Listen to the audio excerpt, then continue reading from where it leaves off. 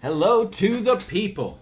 All right, today's lecture, AP Calculus 2.1b. So we're still in section 2.1. This is the second topic.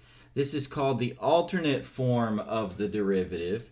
And I'm going to go ahead and give you the equation for the alternate form. And that is f prime of c.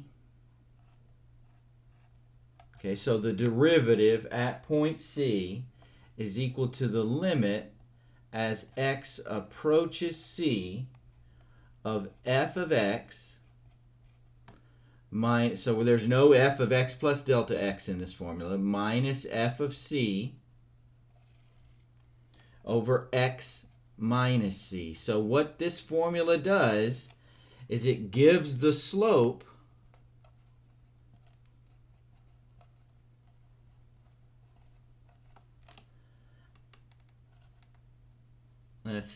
slope of the tangent line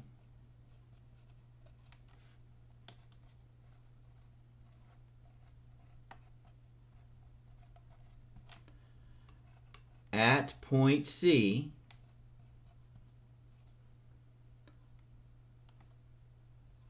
but not the equation of the derivative. So it's not as powerful. It doesn't give you the equation, but if you just need to get the slope at a particular point, then it's a pretty easy formula to use. So it is useful in investigating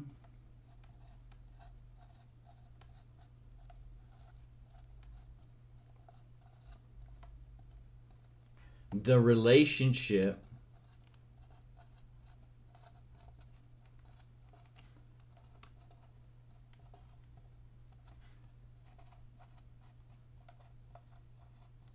between differentiability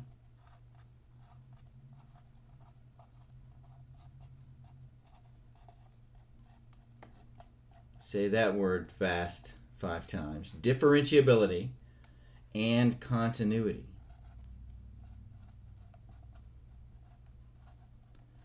You know, differentiability means can you take a derivative? And you can't take a derivative everywhere on a function. So if a function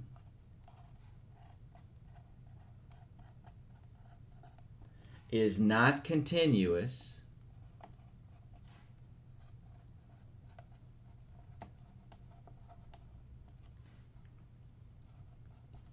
at x equals c, so at a point C, it is also not differentiable.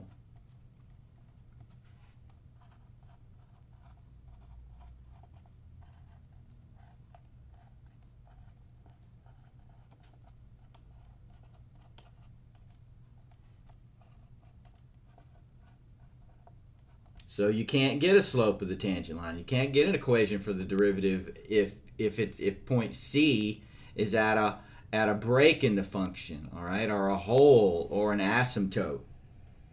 Okay? So let me give you some examples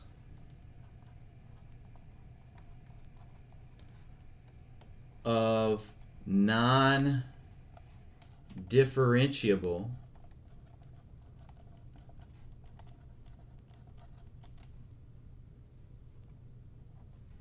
points. Okay, our first example would be at a point of sharp turn.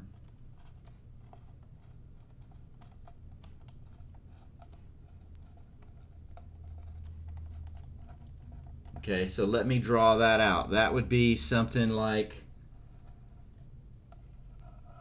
this. So let's say we have this and we've got a function that looks like this. So at point C, it's a real sharp turn. Well, remember, a derivative just gives you the slope of the tangent line. So at point C, which one is it? Is it this slope? Is it this slope? Is it a horizontal slope? You know, which one is it? You don't know. So you can't get a derivative right there at point C. You can at all the other points, but not at point C. All right, the second is at a vertical tangent line. So let's say at point C, so this drawing goes with this right here.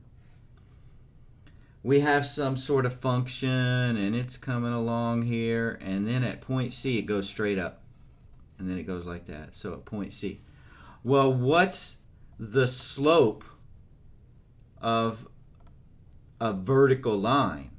Well, it's that slope is infinity, okay, which does not exist. So at that point the slope equals infinity, so you're not able to get a slope there.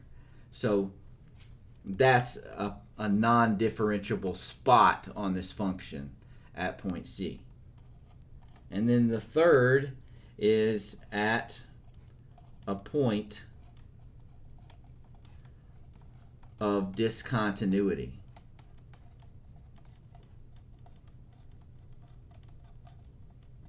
All right, let me draw. You know, we'll just, I could draw a lot of different things here, but it could be a jump. Let's say we had a piecewise function at point C. We had a break in the function. You can't take a derivative there. Let's say at an asymptote. We've got a vertical asymptote. Let's say we have a function that does that and does that like that. But at point C, we can't get a derivative. So that's a point of an asymptote's a point of discontinuity. A break in the function is a point of discontinuity. And you can't take a derivative. All right, if you're still writing, pause the video, and I'm going to do an example problem, and we'll be done with this very short lecture.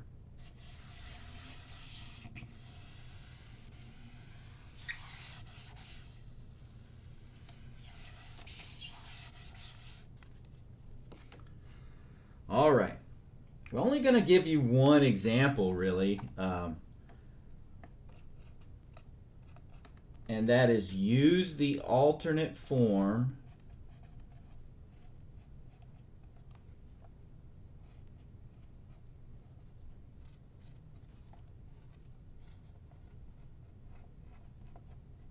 of a derivative to find the derivative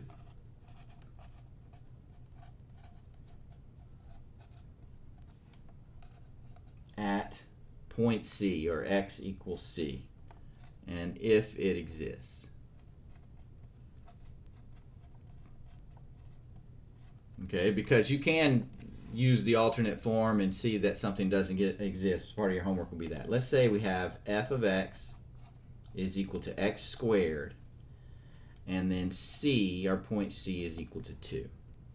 So again, let me remind you, the alternate form is f prime of C, in this case that'd be f prime of 2, is equal to f of x minus f of C over x minus C. So what we're going to do, if we get a derivative, it'll be a number. It won't be an equation.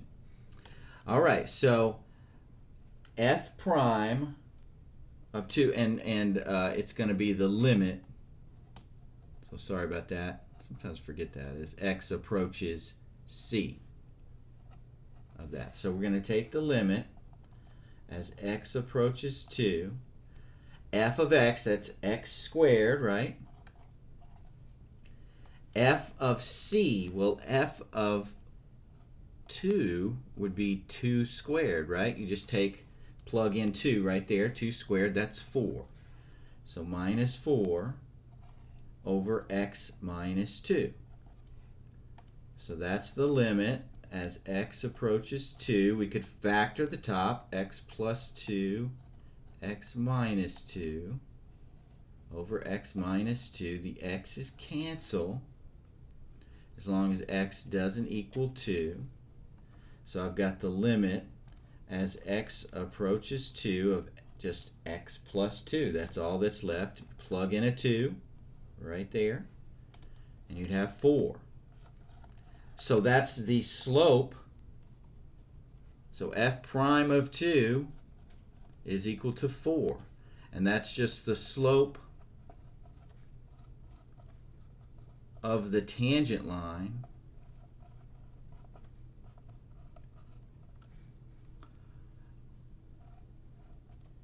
of f of x equal x squared at x equals 2. That's what that's telling you, that 4 is the slope.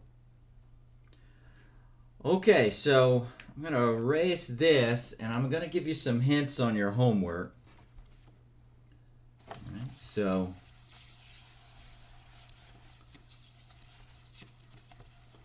the homework is page 100. You can do 45, 51 through 60. Those are all graphs. And 63 through 66. So the hints for this, number 45 is just like the example that I just gave you. All right. 51 through 60 are all graphs. And instead of doing what they say, determine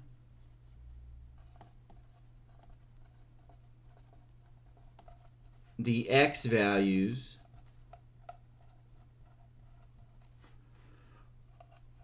where the function, this will be much faster, is not differentiable.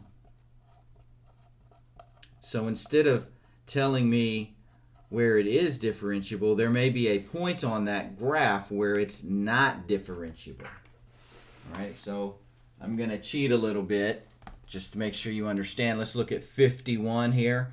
See at the sharp turn, you have a sharp turn at x equals -3, so it's not differentiable. Number 51, it's not differentiable at x equals -3. That's all I'm looking for. Some of the graphs may have multiple places where it's not differentiable.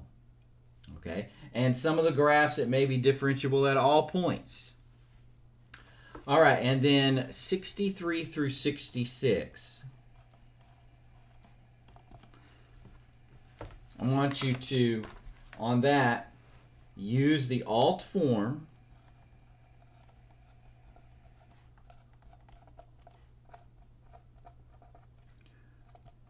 to find the limit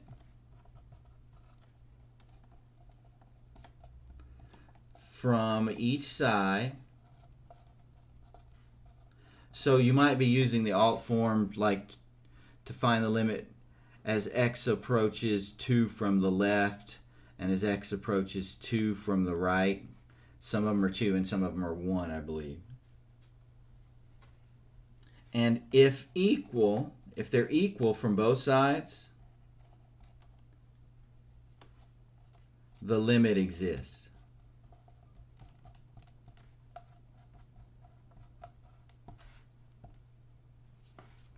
Okay, and so